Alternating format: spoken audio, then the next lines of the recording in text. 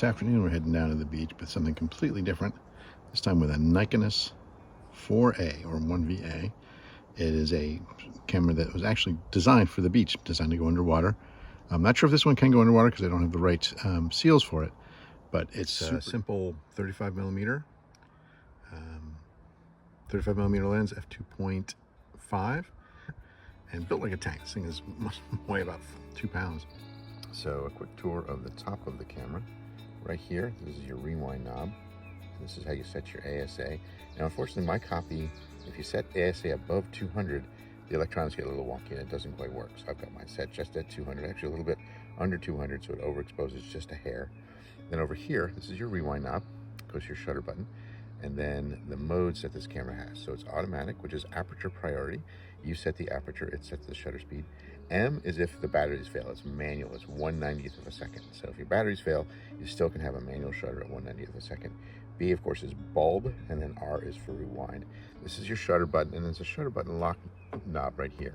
So you switch this to L, and you can take it locks the shutter. Switch it away from L, and then you can take your picture.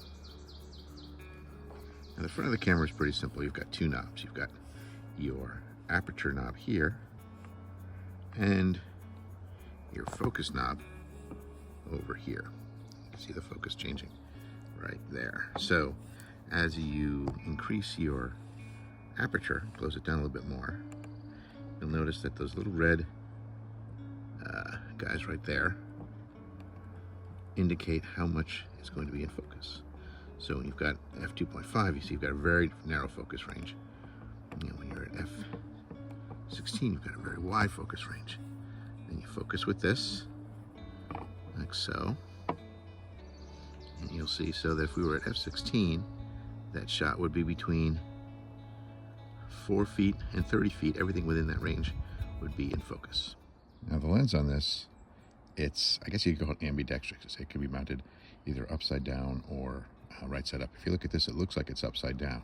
However, when you're shooting with it, you'll be shooting like this, you'll be doing your thing. Then when you flip it over, you can actually see what you're doing when you're focusing. So that's why I have mine mounted this way.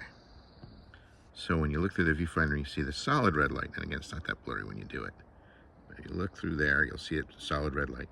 That means it's within its exposure range, from between 1/30th and 1/1000th of a second. It means you can take the picture. So that's how the autofocus or the auto exposure works on this. So when you look into the viewfinder and you see that the blinking LED, that means it's too either overexposed or underexposed for the camera to handle it. We're going to be shooting today on Kodak ColorPlus, which has become a real favorite of mine. I love the warm colors that this does. It's a 200 speed film, which is perfect for out here. But we're going to try shooting this afternoon and see what we get.